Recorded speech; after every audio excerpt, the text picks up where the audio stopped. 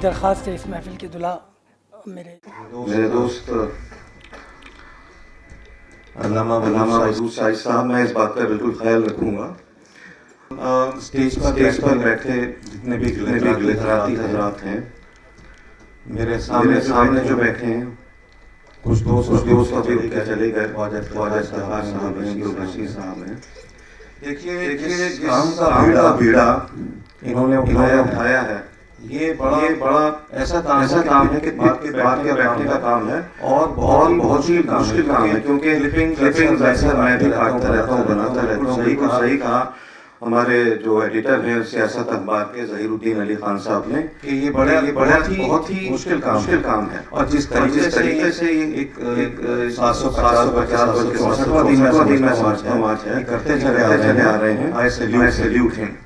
जब इनका एक साल पूरा हो गया था पिछले साल मई में, मैं थोड़ा सा गोश गुजार करना चाहूँगा दानिश अली भाई को कि बहुत अच्छा है, इन्होंने इनके लिए जो है ये जो नेशनल अवार्ड है उसकी जो है रिकमेंडेशन की।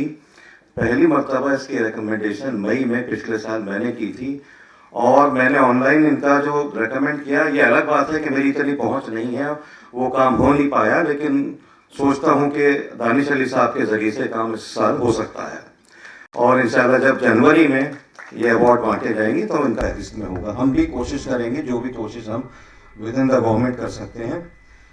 एक बात मैं टेक्निकल बात मैं कहना चाहूँगा, इनकी जो क्लिपिंग्स आती हैं, देखिए अब मेरा भी जो शुमार है उम्र का तकाजा है और मैं भी अब बुजुर्गाने मिल्लत में अपने को शुमार करता हूँ।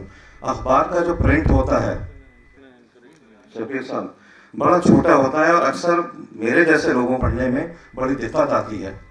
अब ये जो व्हाट्सएप पे भेजते हैं तो टेक्निकली हम इसको मैग्नीफाई करके ख़बर को बहुत अच्छी तरह से पढ़ लिया करते हैं।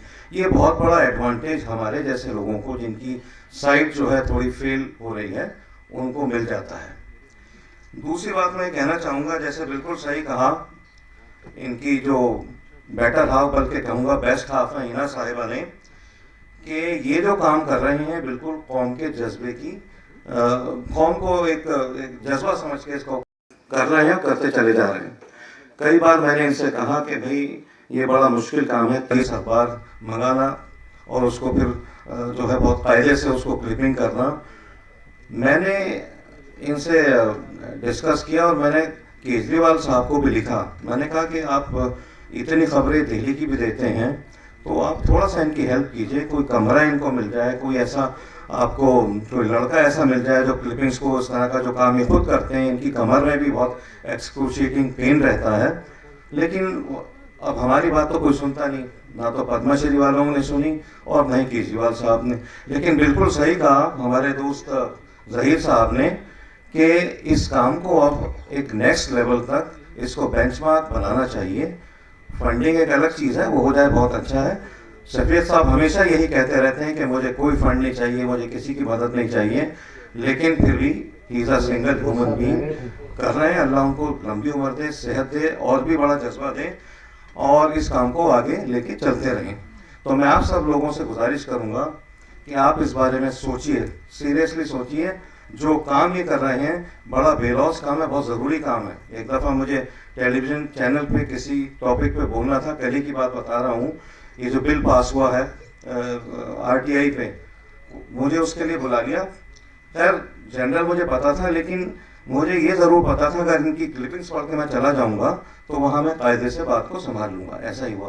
तो इनकी जो क्लिपिंग्स हैं 11th आवर पे दे आर वेरी यूजफुल। और आखिर में चूँकि ख्याल रखना पड़ेगा, वधू साहब ने कहा है कि भाई ज़्यादा वक्त ना लिया जाए, एक शेर के साथ मैं अपनी बात को तमाम करता हूँ। और ये शेर ख़ास तौर से आज के जो नौशा मियाँ हैं शफीक भाई, इनके लिए है। मेरी ज़िंदगी यही है कि सबको फैज़ पहुँचे, मैं चराग़ रहगुज़र हूँ, मुझे शौक़ से जलाओ।